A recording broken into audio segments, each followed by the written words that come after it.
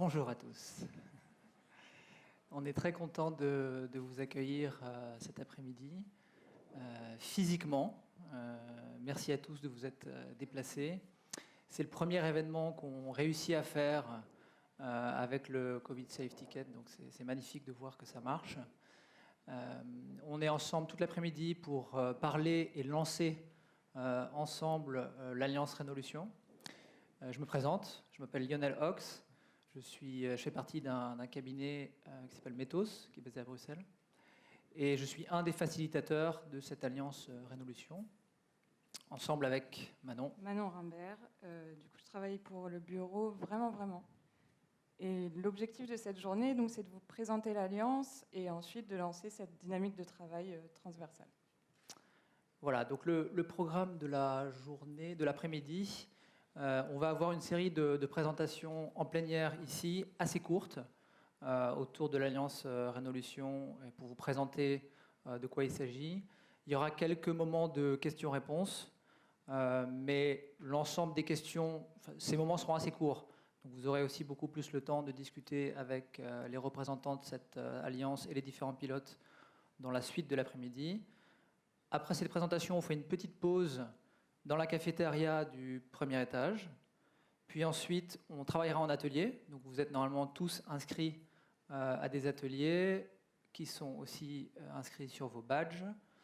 Et donc les ateliers vont se dérouler dans l'atrium juste à côté, au rez-de-chaussée, pendant 1 heure. Et on terminera par un drink tous ensemble, si vous pouvez rester, à la brasserie de la Seine, juste derrière.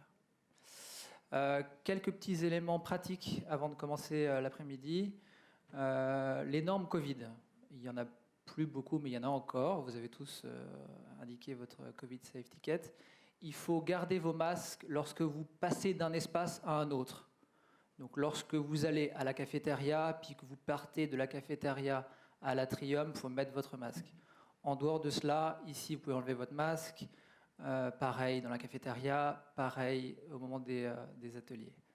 Voilà. Autre élément pratique, l'événement est filmé par défaut. Si certains d'entre vous ne veulent pas être filmés, vous pouvez remplir un document à l'accueil qui indique que vous ne serez pas filmé, vous ne figurez pas dans le film. Voilà, je vous souhaite une bonne après-midi. On a la chance d'avoir le ministre Marron avec nous. Je vais lui passer la parole pour un mot de bienvenue.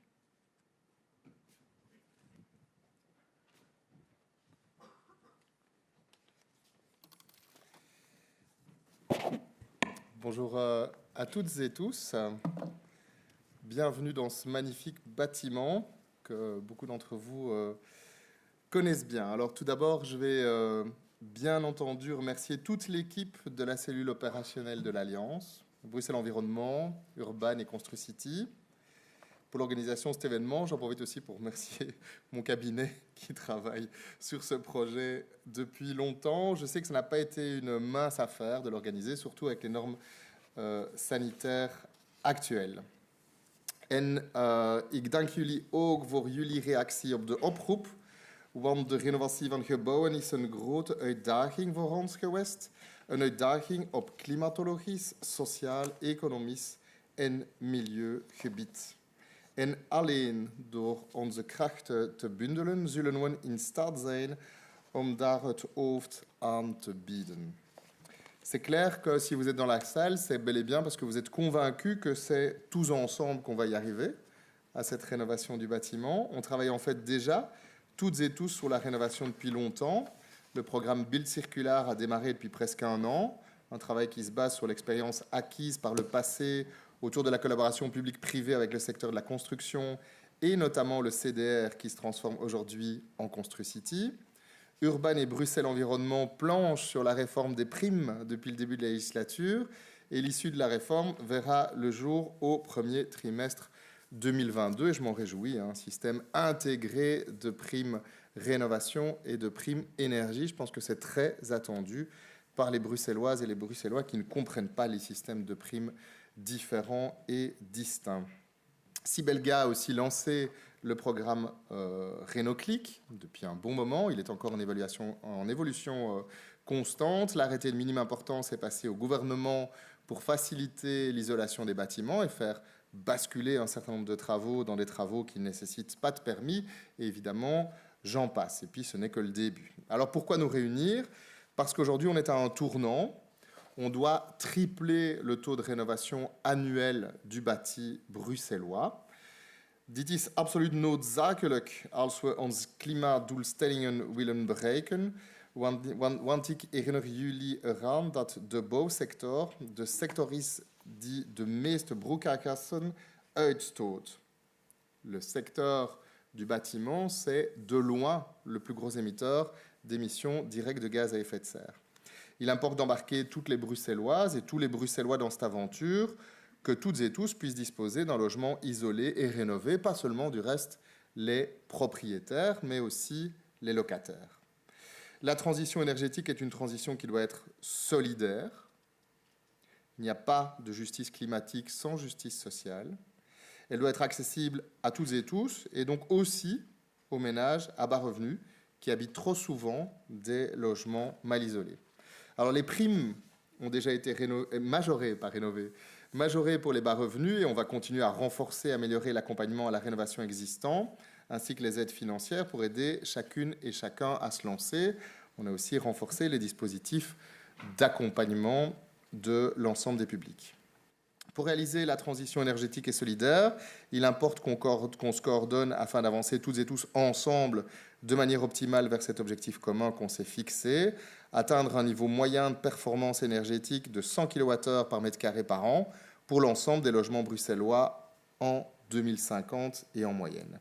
Et c'est la raison pour laquelle on a créé cette alliance avec l'ensemble de mes collègues du gouvernement.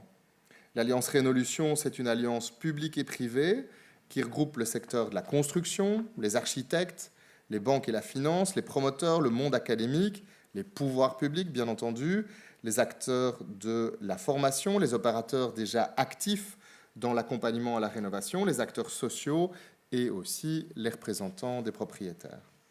L'objectif de l'Alliance, c'est de mettre toutes les forces vives autour de la table pour discuter de ce qui fonctionne, mais surtout de ce qui devrait mieux fonctionner, des pierres d'achoppement à surmonter pour y arriver. Tous les sujets liés à la rénovation du bâti seront donc discutés sans tabou, et en particulier les plus déterminants ou les plus complexes. On a envie de dire qu'il n'y a pas de problème, il n'y a que des solutions. Alors on sait qu'il y a des problèmes, mais ce qui importe, c'est toujours de trouver les solutions. Et c'est bien un des objectifs de l'Alliance, de les trouver ensemble, sans nier évidemment le rôle particulier des pouvoirs publics. Je vous remercie donc toutes et tous pour votre investissement dans cette alliance. Merci à mes collègues du gouvernement qui portent l'alliance avec moi, puisqu'elle est coportée avec Rudy Vervoort, Bernard Clairfailly et Pascal Smet dans leurs compétences respectives d'aménagement du territoire, d'emploi et de formation et d'urbanisme. Merci aux partenaires sociaux qui s'investissent dans le comité stratégique et dans les groupes de travail et qui sont aussi garants d'une certaine transversalité. Merci à la cellule opérationnelle qui met une énergie de fou à mettre tout ce petit monde en musique, et on sait coordonner, ça a un certain coût et ça nécessite beaucoup d'énergie. Merci à chacun des pilotes de groupe de travail qui coordonnent les thématiques. Alors cette alliance, elle va durer, car les objectifs, ils s'étalent sur les 30 prochaines années, même s'il doit y avoir des effets concrets rapidement.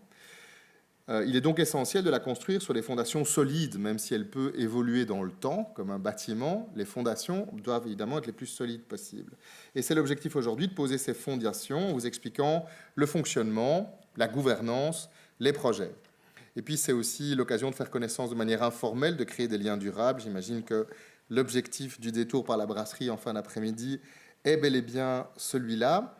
Je vous souhaite une après-midi riche en échanges. Je vous invite donc à ce drink de fin de journée pour tisser aussi des liens amicaux et informels. Malheureusement, je ne pourrai pas rester avec vous au-delà de 14h40 puisque nous avons un gouvernement exceptionnel budgétaire cet après-midi qui n'était pas prévu au programme et qui m'oblige à partir pour aller négocier, entre autres, les budgets climat, les budgets de rénovation et les budgets liés à cette opération Rénolution, parce que, bien entendu, rien ne pourra se faire s'il n'y a pas un engagement fort, y compris budgétaire, des pouvoirs publics, et ça, je vais aller continuer à le négocier dans quelques minutes, donc je vous quitte vers 14h40. Merci et bonne journée déjà à tout le monde.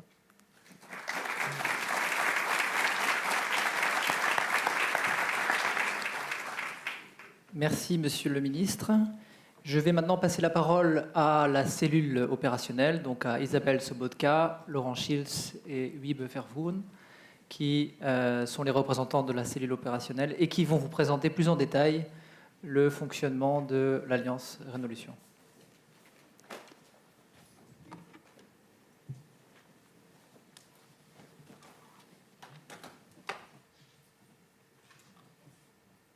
Voilà, donc Isabelle Sobotka, je travaille à Bruxelles Environnement et je coordonne l'Alliance Rénolution au sein de la cellule opérationnelle.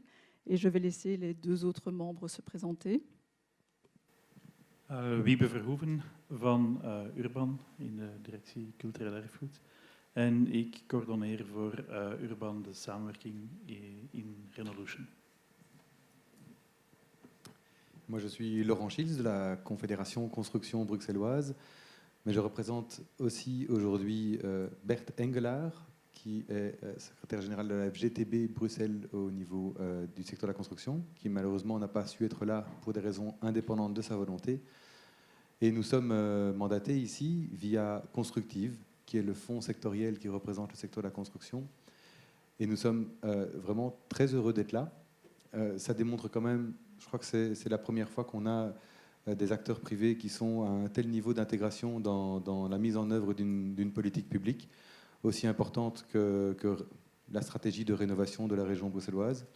Et donc voilà, on en remercie évidemment les politiques qui ont pris cette décision et on fera tout pour être à la hauteur de la tâche qui nous est confiée dans cette cellule opérationnelle pour impliquer un maximum d'acteurs du secteur privé et s'assurer qu'on ait des réels partenariats entre le public, entre le privé, et que la dynamique soit vraiment la plus bottom-up possible.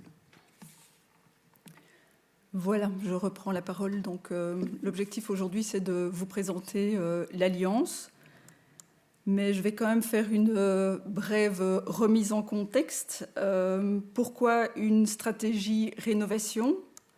Eh bien, un des principaux enjeux aujourd'hui, c'est le changement climatique. On connaît les conséquences, des conséquences catastrophiques, environnementales, sociales, économiques. Et donc, les Bruxellois l'ont bien compris. Et régulièrement, ils sortent dans la rue pour demander notamment au pouvoir public de prendre les mesures nécessaires pour relever ce défi. Alors, l'Union européenne, elle s'est fixé des objectifs. Un objectif de réduction en 2050 de jusqu'à moins 50% des émissions de gaz à effet de serre et un objectif pour 2030 qui était de moins 40%, mais cet objectif a été relevé à moins 50% des émissions. Alors pourquoi agir sur le bâtiment ? Eh bien, à Bruxelles, le bâtiment, il représente 56% des émissions directes de gaz à effet de serre. Donc c'est donc le premier émetteur. Et Bruxelles compte 600 000 logements, dont 40% sont anciens, construits avant 1945, et 33% ne sont pas isolés. Donc avec ces chiffres, on comprend bien l'importance de travailler sur ce secteur et de réduire l'impact de ce secteur sur l'environnement. Alors cette stratégie Réno, elle a des objectifs. Il y a deux objectifs, un pour le parc résidentiel, un pour le parc tertiaire. Au niveau du résidentiel, l'objectif, c'est d'atteindre une consommation en énergie primaire en moyenne sur tout le territoire, donc sur toute la région, qui équivaut à un niveau C. Et donc, l'idée, ce n'est pas que tous les bâtiments doivent atteindre ce niveau C. Ça dépendra notamment de la typologie du bâtiment, du patrimoine. Donc, il y aura quand même des dérogations en fonction de la typologie. Au niveau du tertiaire, les objectifs fixés dans la stratégie sont beaucoup plus ambitieux et ils tendent vers un parc neutre en énergie. Et dans le cadre de l'exemplarité des pouvoirs publics, eh bien, ces derniers vont être amenés à agir plus vite et à rénover leur bâti pour 2040. J'en viens maintenant à l'Alliance.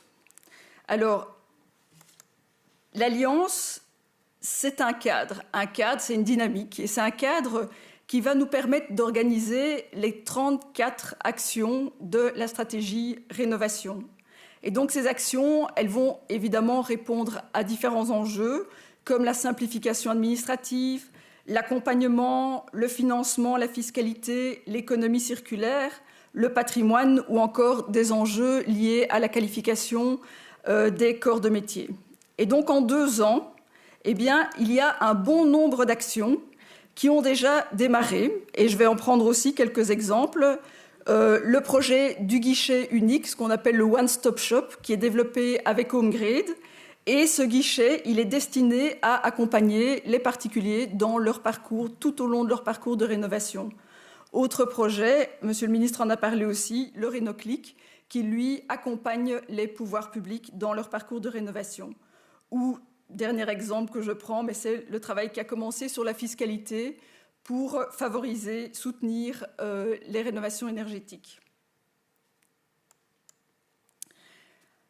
Alors, atteindre un tel objectif, arriver à rénover le parc et réduire de manière assez forte les consommations, eh bien, c'est clairement un défi qui est grand, qui est même gigantesque, et on a besoin pour ça de nombreuses compétences. Donc, Bruxelles Environnement, seul, ne peut pas porter cette mise en place de stratégie parce que ça touche à énormément d'autres compétences. Et donc, 4 ministres, le cabinet Marron, Vervoort, Smet et Claire Failly, ainsi que les 2 administrations, Bruxelles Environnement et Urban, vont porter cette stratégie, cette mise en œuvre de stratégie. Et donc, on s'est alliés à la fois au sein du comité stratégique aux partenaires sociaux et au sein de la cellule opérationnelle au secteur de la construction. Alors l'Alliance, c'est un lieu de dialogue, un lieu de collaboration, donc qui réunit à la fois les acteurs publics et les acteurs privés, qui évidemment sont concernés par la rénovation du bâti bruxellois. Et donc l'idée, c'est de regrouper toutes ces forces vives. Donc on a les accompagnateurs, les administrations, le secteur associatif. On a aussi les professionnels comme les banques, les entreprises, les architectes.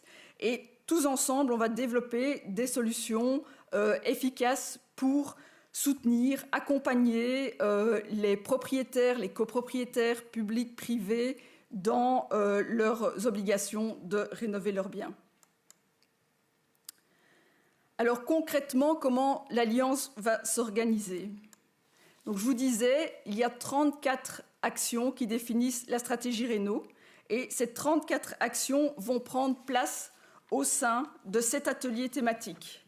L'atelier logistique, l'atelier formation et emploi, urbanisme et patrimoine, accompagnement, financement et aide économique, réglementation et rénovation urbaine. Donc c'est au sein de ces ateliers-là que les différents acteurs de l'Alliance vont travailler ensemble. Et ils vont, c'est cet atelier, être en plus soutenus par ce qu'on appelle des actions transversales, comme par exemple le développement d'une communication commune, la mise en place d'un comité technique, l'appel à projet Rénolab qui va vous être présenté juste après, et aussi la poursuite du développement de l'économie circulaire dans le secteur de la construction qui a débuté dans le cadre du PREC il y a déjà maintenant 4-5 ans. Alors, chaque atelier a un pilote identifié. L'atelier accompagnement va être piloté par Bruxelles Environnement ainsi que l'atelier réglementation. L'atelier rénovation urbaine va être piloté par Urban, financement aide économique par Bruxelles Environnement, l'urbanisme et le patrimoine par Urban. La logistique va être pilotée par et à travers, on va dire, une autre stratégie qui est la stratégie de transition économique. Et l'atelier emploi-formation va être piloté par le pôle emploi-formation ConstruCity. Et donc, toute cette dynamique, elle va être coordonnée par... Pardon, excusez-moi, je vais trop vite. Toute cette dynamique va être coordonnée par la cellule opérationnelle, dont je suis membre ici, et vous avez les autres membres autour de la table.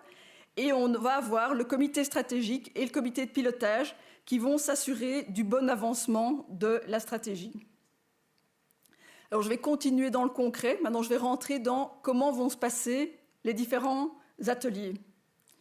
Et donc, il va y avoir, au sein des ateliers thématiques, 3 types de rencontres possibles, 3 moments d'échange, de travail collaboratif.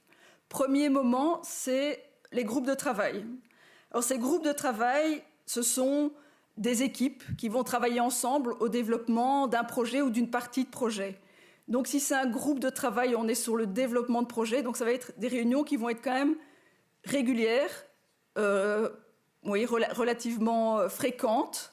Et ce sera plutôt en petits comités. Ce sont ceux qui mettent en place et qui développent l'action, qui travailleront au sein de ces groupes de travail. Et j'ai pris un exemple depuis à peu près 1 an, un peu moins d'1 an maintenant. Dans le cadre de la réforme des primes, il y a eu, c'est une fiche action de la stratégie Réno, il y a eu un groupe de travail qui s'est mis en place, qui est le GT Prime, dans lequel travaillent Bruxelles Environnement et Urban. Et s'en est suivi la mise en place d'un second groupe de travail, qui est le groupe de travail préfinancement, et le Fonds du logement a rejoint Bruxelles Environnement et Urban pour aussi développer ensemble ce projet.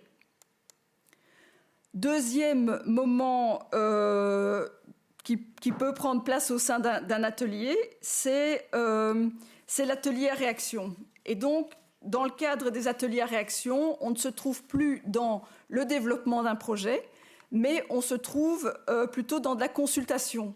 Donc les pilotes vont s'ouvrir à d'autres acteurs et vont consulter d'autres acteurs. Donc par exemple, les chefs de projet qui travaillent en groupe de travail pourraient convier des partenaires qui se sont identifiés, par exemple aujourd'hui, comme étant intéressés à être consultés sur certaines actions. Ils pourraient aussi inviter d'autres acteurs qui travaillent au sein des autres ateliers thématiques pour permettre de faire le lien entre les différents projets, ou bien même s'ouvrir à des acteurs qui sont extérieurs à l'Alliance. On pense par exemple à des propriétaires, à des entreprises, etc.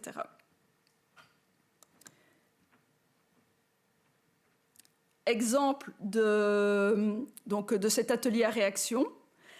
On travaille actuellement sur le système d'obligation. Donc, comment arriver à cet objectif? Quel va être le parcours du propriétaire pour arriver à atteindre l'objectif qui lui est demandé pour son bien? Eh bien, le travail qui est fait de réflexion sur le système d'obligation, eh bien, il va être soumis à consultation prochainement dans l'atelier réglementation. Et donc, ça va permettre à l'équipe qui développe la réglementation de confronter leurs propositions aux réalités des propriétaires, aux réalités du secteur de la construction, aux réalités, par exemple, du patrimoine aussi. Troisième moment de rencontre, c'est l'atelier. Et là, c'est tous les acteurs de la thématique qui sont réunis. Donc, on va retrouver évidemment le pilote de l'atelier thématique, qui est à l'initiative de cet atelier, les chefs de projet qui travaillent au sein de cette thématique, leurs collaborants, les partenaires. Et l'idée, à ce moment-là, c'est vraiment l'occasion vu que tous les acteurs de la thématique sont présents, c'est de s'aligner sur une vision commune et de faire aussi le point sur l'état d'avancement des différents projets ou aussi de partager de l'information. Une étude serait finalisée, on peut partager lors de ces moments communs, on peut partager les résultats d'une étude. Alors ceci, ça reprend en fait donc l'atelier avec les différents moments que je vous ai expliqués. Donc on a des groupes de travail, donc en petits comités, sont les chefs de projet qui travaillent avec peut-être l'un ou l'autre collaborateur.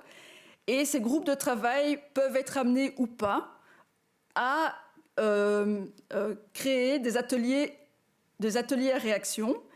Et quelques fois par an, le pilote organisera un atelier thématique pour vraiment rassembler tout le monde autour du travail qui est déjà effectué. Et donc aujourd'hui, eh bien, c'est dans cette dynamique qu'on souhaite impliquer les acteurs, donc vous ici présents aujourd'hui. Je termine par on va dire une ligne du temps sur ce qui est déjà fait et ce qui va se faire par la suite. Et donc, en octobre 2020, on a commencé la définition de l'Alliance et de sa gouvernance.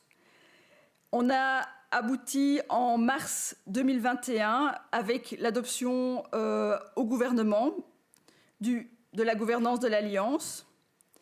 Une fois la gouvernance adoptée, eh bien, on a mis en place les instances, donc la cellule opérationnelle, le comité stratégique, le réseau des pilotes. Donc ce sont toutes ces instances maintenant, depuis le mois d'avril, travaillent de manière régulière. Les pilotes ont défini la feuille de route de leurs ateliers.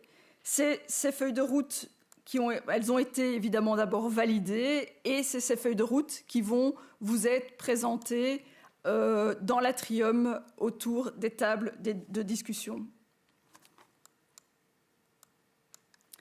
Et donc pour la suite, eh bien, je vous ai montré cette slide avec toutes ces étoiles sur tous les projets qui sont en cours de développement. Donc évidemment, on va continuer le développement de ces différents projets. On a le travail au sein des ateliers thématiques qui démarrent aujourd'hui et qui vont prendre place dans les mois à venir. On a le Renolab qui va vous être présenté, qui va aussi démarrer avec le Renolab ID qui va accueillir des premiers projets en cette fin d'année. La campagne de communication grand public qui va être lancée début 2022. Et un monitoring, une plateforme de suivi qui va nous permettre de suivre l'avancement des travaux réalisés dans l'Alliance afin de, chaque année, faire un bilan sur les événements, les projets, l'état d'avancement des différents projets. Voilà, je m'arrête ici pour la présentation de l'Alliance. Et si vous souhaitez poser des questions, on a prévu, je prends la parole à la place de Lionel, on a prévu de prendre quelques questions, mais n'hésitez pas, on est là l'après-midi, je suis là l'après-midi, donc on va prendre quelques minutes pour répondre à une ou deux questions, mais on peut continuer à répondre aux questions à la pause café ou pendant la déambulation au sein des ateliers. Je vais passer la parole au Renolab, deux équipes du Renolab, qui sont donc un projet qui vise à soutenir les projets innovants pour faciliter l'atteinte des objectifs de la stratégie rénovation.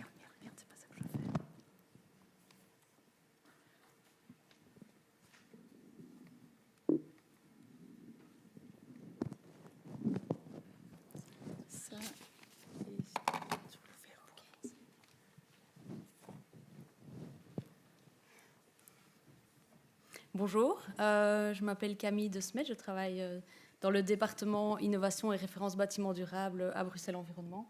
Et je vais laisser juste Céline se présenter et puis reprendre la parole. Donc voilà, je travaille aussi à Bruxelles Environnement et je m'occupe du Renolab ID. Donc voilà, ici on va faire une courte présentation pour vous présenter ce qu'est l'appel à projet Renolab. Voilà, donc le Renolab, il est né initialement dans la rédaction de la stratégie Réno. La volonté était de regrouper tous ensemble tous les projets d'expérimentation de la stratégie Réno et d'intégrer les thématiques d'économie circulaire et de durabilité dans la rénovation. Donc on a souhaité créer une sorte de laboratoire de la rénovation. Et donc c'est aussi un projet qui est financé par le plan de relance et de résilience et donc par l'Union européenne.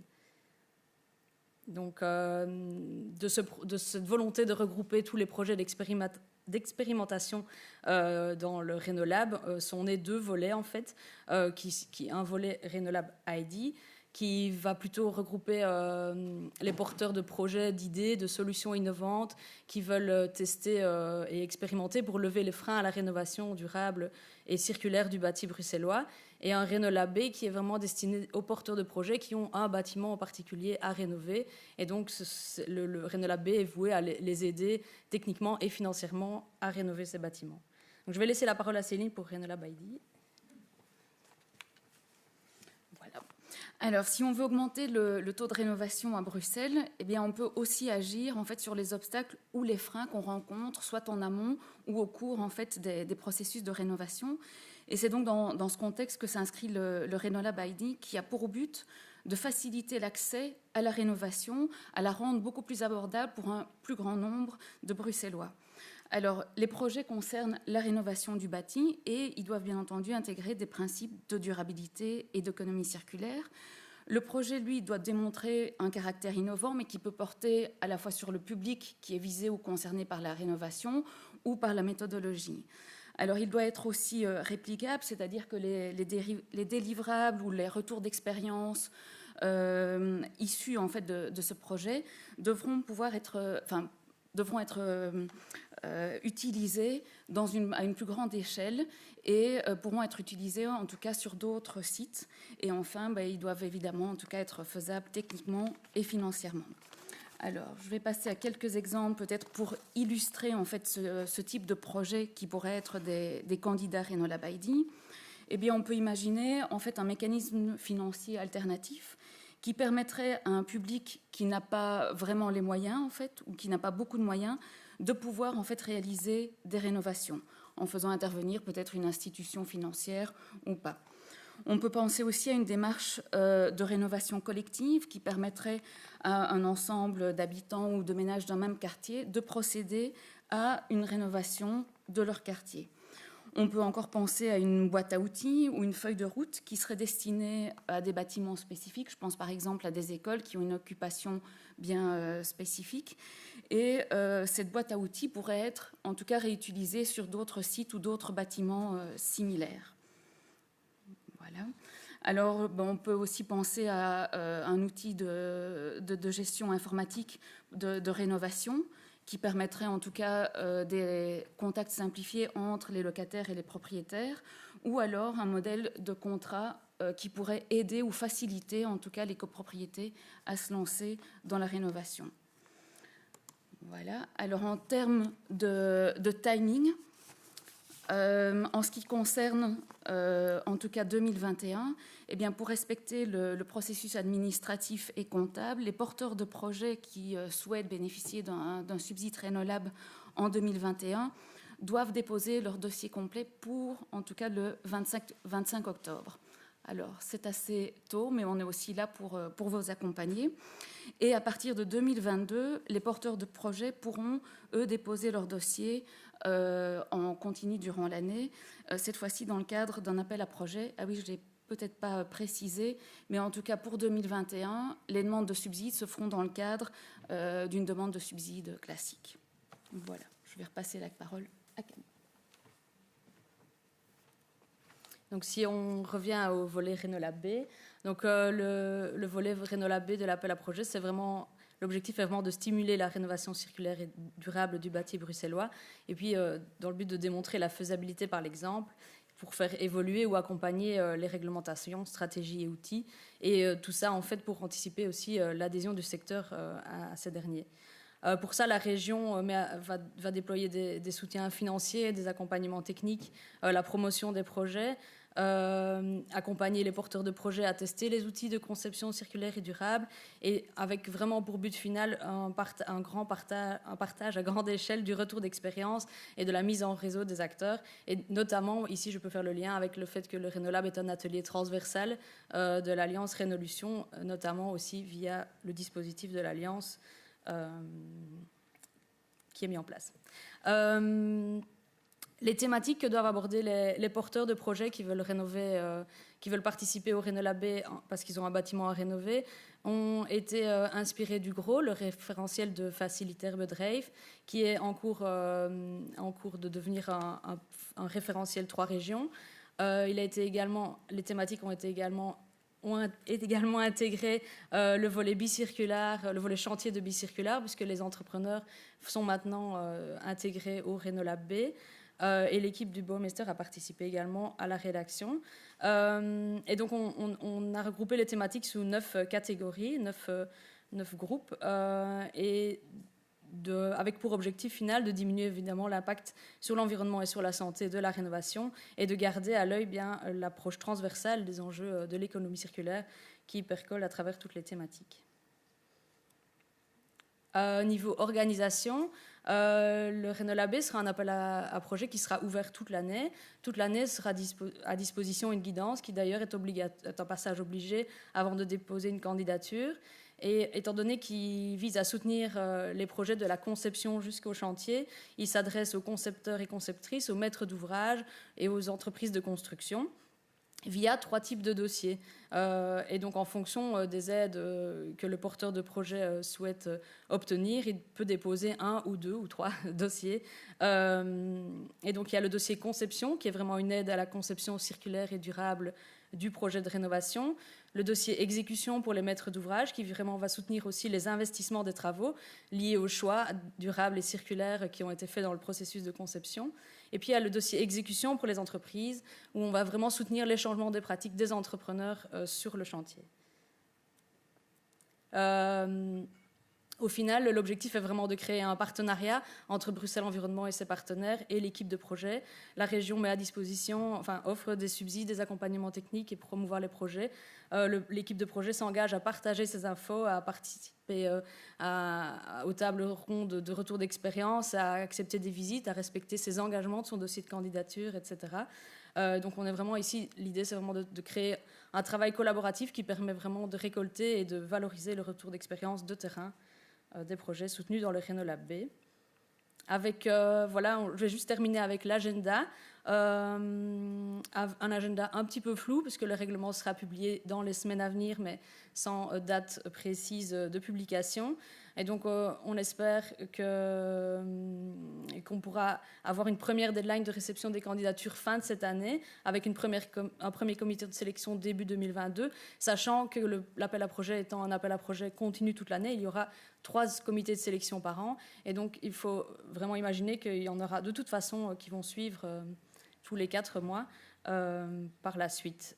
Voilà. Mais comme nous sommes un petit peu flous sur les dates, je vous invite surtout à nous envoyer un mail à renolab@environnement.bruxelles. Et si vous nous envoyez un mail, on vous contactera dès que le règlement sera publié et que la guidance sera disponible pour vous aider à faire vos dossiers. Voilà. Merci. Merci beaucoup. Bonjour à tous. Donc voilà, moi c'est Julien Dumont, coordinateur du PREC. Je travaille pour Bruxelles Environnement. Et donc je vais vous proposer un petit retour en arrière, donc d'une grosse dizaine d'années, pour remonter donc à des dynamiques qui peuvent être inspirantes aussi pour Renolution, puisqu'elles ont testé donc des dynamiques de gouvernance innovantes et un peu en phase avec Renolution de par son ambition d'associer donc le privé dans ses politiques publiques régionales. Donc voilà, l'Alliance en plan environnement, elle a été adoptée en 2010 par le gouvernement bruxellois, et plus particulièrement son axe construction durable. Elle a duré 4 ans. Et donc voilà, c'est vraiment la toute première dynamique collaborative où le secteur privé, les fédérations donc sectorielles ont pu intégrer la gouvernance de la politique. Et donc une série de recommandations. Voilà, c'est que, en fait, après coup, on voit la nécessité donc d'avoir un cadrage et une vision politique claire, une gouvernance décentralisée, donc pas uniquement un acteur comme Bruxelles Environnement qui coordonne l'ensemble de la stratégie, mais vraiment pouvoir aussi s'appuyer sur d'autres acteurs, les responsabiliser, leur donner les moyens nécessaires, et donc aussi de pouvoir avoir une certaine visibilité et donc de porter vraiment réellement à part entière la politique publique. C'est aussi de cette dynamique-là qu'on a vraiment identifié la nécessité de développer une dynamique d'acteurs collaborative, d'avoir des liens et synergies entre actions, et donc de travailler vraiment sur la cohérence des politiques publiques et leur transversalité. Et donc aussi, là, on a pu identifier un besoin qu'il y a d'accompagnement en gestion de projet pour les administrations, aussi les organismes privés, amenés donc à piloter les différentes actions. Et donc après l'Alliance en plan environnement, le gouvernement a évalué l'Alliance et a décidé de la pérenniser à travers une nouvelle dynamique qui est celle donc, du programme régional en économie circulaire. Alors le PREC, peut-être que vous savez ce que c'est, mais en gros, comme l'Alliance en plan environnement, c'est un objectif de transformer les objectifs environnementaux en opportunités économiques. C'est à nouveau donc, une politique croisée économie et emploi d'une part et environnement d'autre part. C'est aussi ancré en relocalisant l'économie sur le territoire bruxellois et une finalité de création d'emplois. Alors c'est une gouvernance large, donc là il y avait 4 administrations qui pilotaient, donc sous l'autorité de 3 ministres porteurs. On avait plus d'une dizaine d'administrations impliquées directement. Une stratégie à l'horizon 2025 portée par l'ensemble du gouvernement, en collaboration étroite avec les partenaires sociaux. Et donc l'idée, c'était de définir ensemble un futur désirable, un avenir désirable pour l'économie bruxelloise à travers l'économie circulaire, donc à l'horizon 2025, et ensuite de tracer ensemble le chemin pour aller jusqu'à atteindre donc, cette vision idéalisée de l'économie circulaire. Et pour ce faire, donc, il y a plusieurs parties qui ont été prévues dans ce PREC. Plus d'une centaine d'actions qui se sont déclinées donc, en une partie transversale, où l'objectif était clairement de développer un cadre public, donc activer l'ensemble des leviers publics pour développer un cadre favorable donc, à la naissance de l'économie circulaire. C'est aussi donc, une partie sectorielle, où on a collectivement donc, identifié des secteurs particulièrement porteurs. Le premier est celui de la construction. Le deuxième, c'est ressources déchets. Le secteur de la logistique et ensuite des commerces. Et l'alimentation, qui est porteuse en matière d'économie circulaire, faisait, elle, par contre, l'objet d'une stratégie ad hoc, qui est toujours la stratégie Good Food. Enfin, il y avait aussi une partie territoriale, donc comment mobiliser l'ensemble des acteurs du territoire, depuis le quartier jusqu'à la communauté métropolitaine, donc travailler aussi avec les autres régions, et le fédéral sur la promotion de l'économie circulaire, en passant par les communes et bien sûr la région. Et enfin, il y avait donc une partie gouvernance, qui était, voilà, je pense, innovante et importante aussi quand on veut mobiliser autant d'acteurs derrière un projet. Donc, je parlais tout à l'heure d'une dizaine, donc c'est 13 administrations, donc 13 administrations de la région bruxelloise qui pilotaient des actions ou coordonnaient des thématiques. Mais c'était aussi des organismes privés. Donc, on avait en tout 70 pilotes d'actions pour 111 actions. Donc, mais en soi, acteurs qui collaboraient aussi à la dynamique et à la mise en œuvre des actions. C'était plus d'une centaine d'organismes collaborants. Alors voilà, comment est-ce qu'on a fonctionné? On a fonctionné aussi à travers des ateliers de co-création. Donc on a pu créer ce futur désirable, donc identifier aussi de manière collective les différentes actions à prioriser et à mettre en œuvre. Ça a été aussi un travail vraiment de bilatéral avec des acteurs privilégiés comme les partenaires sociaux. Et aussi, donc, il s'agissait d'avoir une vision cohérente, d'interconnecter les différentes mesures et de développer donc, des mesures de gouvernance qui permettraient de effectivement mettre en œuvre, de faire bouger ce gros paquebot qu'allait être le PREC. Alors, de manière un peu plus spécifique sur la gouvernance, donc, il y a 3 niveaux, un niveau stratégique, un niveau de coordination et un niveau plus opérationnel.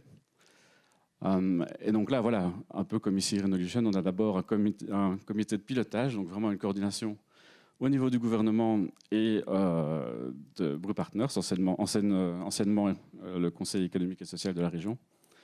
Donc un comité de coordination regroupant les 3 ministres de l'époque, donc cabinet de l'environnement, de l'économie et aussi de la recherche scientifique, et 4 administrations donc, qui coordonnaient ce programme, Bruxelles Environnement, Hub, Innoviris et la BP. Et donc après, il fallait, chose importante, identifier donc un responsable in fine dans cette coordination. Et c'était donc Bruxelles Environnement qui avait donc cette responsabilité vis-à-vis du gouvernement de la mise en œuvre, même s'il était de manière opérationnelle en collaboration étroite avec les 3 autres administrations citées. Donc c'est 14 coordinateurs thématiques sur lesquels s'appuyer, et chacun d'eux devait donc animer, coordonner et mettre en œuvre, assurer la cohérence de la mise en œuvre donc, des différentes mesures qui étaient pilotées par, comme je le disais tout à l'heure, 70 pilotes et plus d'une centaine de partenaires.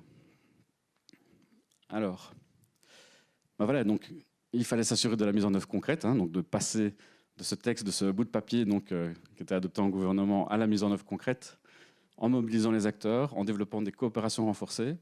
Donc là, c'est la première fois qu'on a voulu vraiment briser les silos des administrations, avoir des projets où on associait plusieurs administrations qui étaient amenées à travailler ensemble de manière transversale.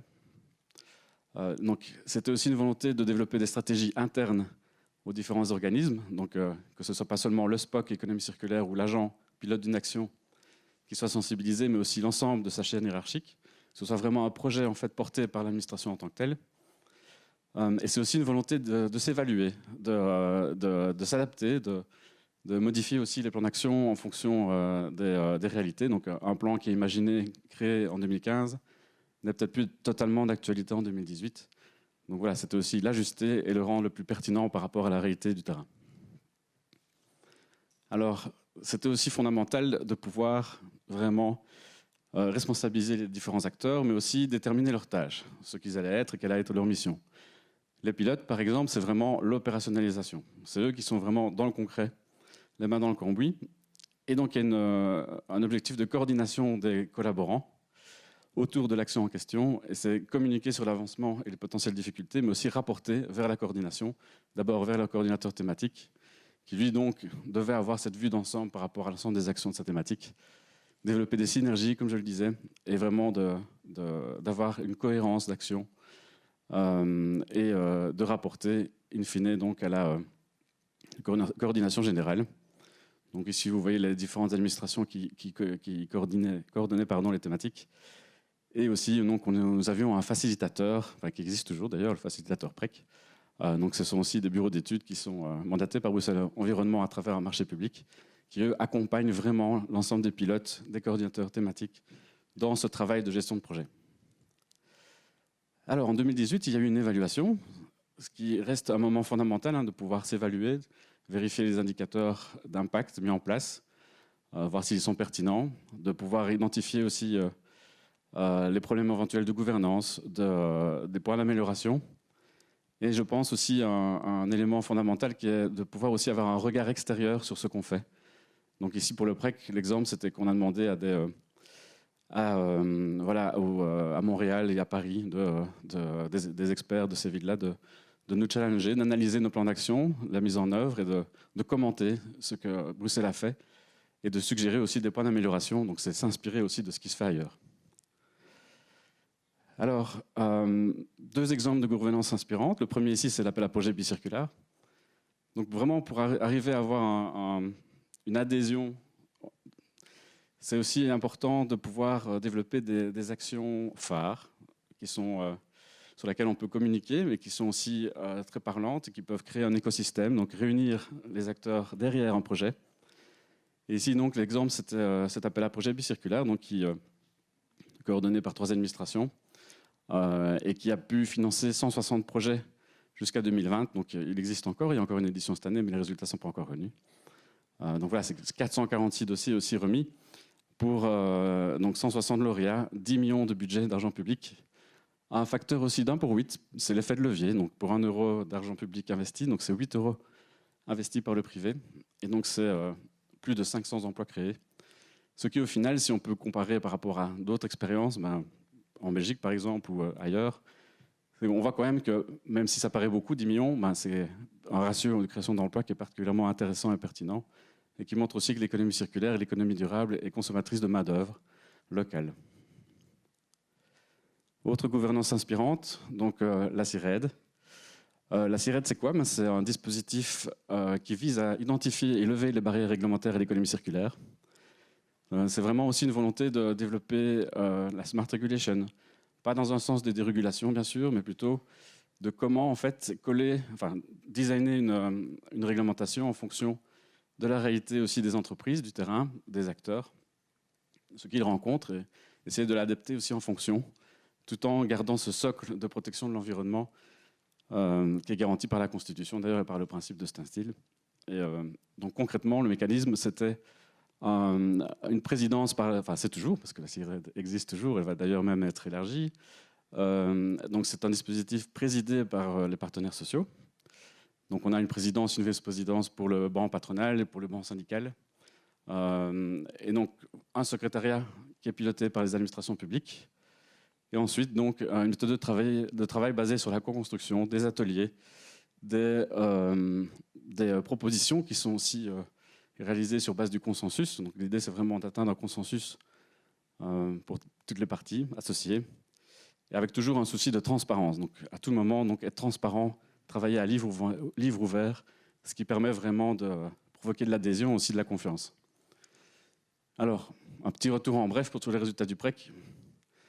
Donc c'est près d'une centaine de collaborations, c'est plus de 568 accompagnements, c'est plus de 3000 personnes donc, sensibilisées, c'est 17 millions pour 267 organisations soutenues financièrement. Donc voilà, c'est une série de publications, un MOOC aussi de formation en ligne qui a été développé en partenariat avec l'UCM et l'ECAM. Donc c'est énormément d'initiatives et c'est voilà, en tout cas un nombre d'actions remplies, atteintes, assez intéressant du fait notamment de la gouvernance qui a été mise en place. Et je ne l'ai pas mis dans les slides, mais la gouvernance du PREC a été d'ailleurs récompensée 2 fois.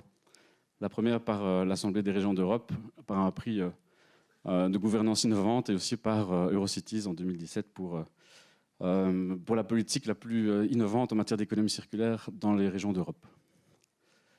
Alors voilà, l'Alliance Emploi-Environnement et le PREC, c'est en tout 12 ans d'expérience de gouvernance innovante. C'est autant d'expériences dont on doit se nourrir aussi, donc identifier les clés de succès, les pratiques de gouvernance donc, qui permettent d'avoir cette adhésion et ce sentiment d'appartenance derrière un objectif commun, qui est ici donc de multiplier par 3 le taux de rénovation du bâti. Donc, je voulais revenir aussi sur justement ce que ça nous a appris pour nourrir aussi la réflexion sur Renolution. Voilà, donc il y a aussi une discussion sur la nécessité d'avoir un fonctionnement top-down ou bottom-up. On parle de co-création, mais est-ce que la co-création pure, ça marche? Donc l'expérience nous montre en tout cas qu'il y a une nécessité de top-down quand même, un minimum, donc d'avoir une vision politique et un cadrage politique clair, un portage politique. Donc on voit ici aussi qu'une coordination donc, transversale se mise en place, et c'est, on l'a déjà dit, vraiment très important d'avoir les budgets qui soient nécessaires pour mettre en œuvre les actions, mais aussi les ressources humaines. Donc ça ne sert à rien de prévoir des actions si on ne prévoit pas les ressources humaines pour les mettre en œuvre, puisque tout simplement, alors, elles ne seront pas mises en œuvre. Mais c'est bien sûr fondamental d'avoir des aspects bottom-up, donc comme je le disais tout à l'heure sur la co-création des actions, l'adhésion large aux objectifs et aux moyens d'y arriver. C'est donc le pilotage d'actions par des acteurs non institutionnels, que ce ne soit pas seulement donc, une politique publique, mais aussi qui soit portée par le privé, par le secteur associatif. Ça permet aussi de provoquer l'adhésion et de tirer tous la corde du même côté. C'est donc les impliquer plus dans la gouvernance du projet. On voit ici déjà que pour Renolution, c'est le cas. Et donc intégrer des nouveaux regards, se nourrir de l'extérieur, ce qui se fait ailleurs, et aussi d'avoir un cadre de référence scientifique, donc pouvoir mobiliser et travailler avec les universités, qui permettent aussi d'objectiver et de nous aider à prendre des décisions sur des bases solides. Alors, l'enseignement aussi pour une mise en œuvre efficace, c'est donc clarifier et planifier les budgets. C'est vraiment caractériser les mesures concrètes, donc ne pas être vague dans les mesures, mais vraiment aller dans le concret, détailler ce qu'on veut atteindre et comment, responsabiliser un acteur, le nommer. C'est aussi que l'acteur identifié comme responsable, que ça soit cohérent par rapport à l'action. Par exemple, le PREC, on a eu cette expérience peut-être négative qui a été que pour la thématique formation, on a eu une administration en charge de l'économie qui l'a coordonnée, et donc forcément, voilà, on a un acteur économique qui doit piloter donc des actions en matière de formation. Ce n'est pas la bonne personne, ce n'est pas la bonne structure, ce n'est pas celle qui est légitime, donc forcément, on a des problèmes de mise en œuvre. Donc c'est donc un rôle cohérent avec le cœur du métier de l'acteur, qu'il soit public ou privé. Ce sont des évaluations et des indicateurs. En matière de gestion des risques, donc on a pu voir aussi qu'à travers le PREC, si on n'implique pas les acteurs depuis le début, voilà, donc on a des difficultés de mise en œuvre. Comme je le disais donc à l'instant, que le rôle assigné soit cohérent, prévoir des budgets, et donc aussi s'assurer que la direction, que la chaîne hiérarchique adhère aussi donc, au projet, et mettre les personnes donc, dans un cadre de travail propice à la mise en œuvre des différentes actions. C'est donc un écosystème vivant. Donc on a commencé le travail ici avec un événement annuel. Il y en aura un deuxième. Je pense que c'est quelque chose d'assez important de pouvoir se réunir régulièrement autour de moments de partage et d'évaluation des projets. Donc c'est impliquer les acteurs privés, développer des projets concrets, avoir des réseaux de coordinateurs de thématiques, mais aussi de pilotes. C'est aussi donc avoir ce sentiment d'importance et des moments informels qui permettent vraiment de créer des liens et donc d'avoir ce sentiment tous de tendre vers le même objectif.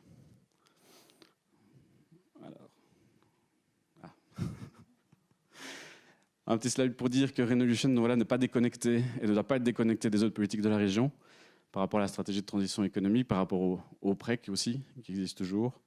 Ne pas être déconnecté également des politiques fédérales et des deux autres régions. Donc voilà, c'est vraiment assurer la cohérence aussi entre ces différents plans et programmes, la complémentarité, donc éviter de trop se réunir avec les mêmes personnes sur les mêmes sujets, mais dans des dynamiques différentes, donc être efficace. Et donc voilà, quelques petites conclusions. Rapidement, donc, c'est la vision, vision collective et construire le chemin ensemble. C'est vraiment susciter l'adhésion au maximum. C'est responsabiliser les partenaires, les pilotes, avoir une gouvernance partagée, décentralisée. Donc ça, c'est vraiment fondamental. Et puisque, en paraphrasant la phrase bien connue, donc seul on va plus vite, ensemble on va plus loin. Mais c'est particulièrement vrai en fait lorsqu'on on doit mener à bien ces projets. Donc c'est la question des indicateurs. Donc c'est équiper les pilotes, c'est fondamental, par le budget, le RH, et aussi être en cohérence avec le corps de métier. Et donc impliquer les acteurs non institutionnels. Voilà, je le répète, mais c'est important. Et donc voilà, ce sentiment d'appartenance est caractérisé de la manière la plus précise possible les différentes actions. C'est un peu l'ensemble des clés de succès qui ont pu être identifiées dans les deux dynamiques innovantes de gouvernance que sont l'Alliance Emploi Environnement et le programme régional d'économie circulaire. Je vous remercie.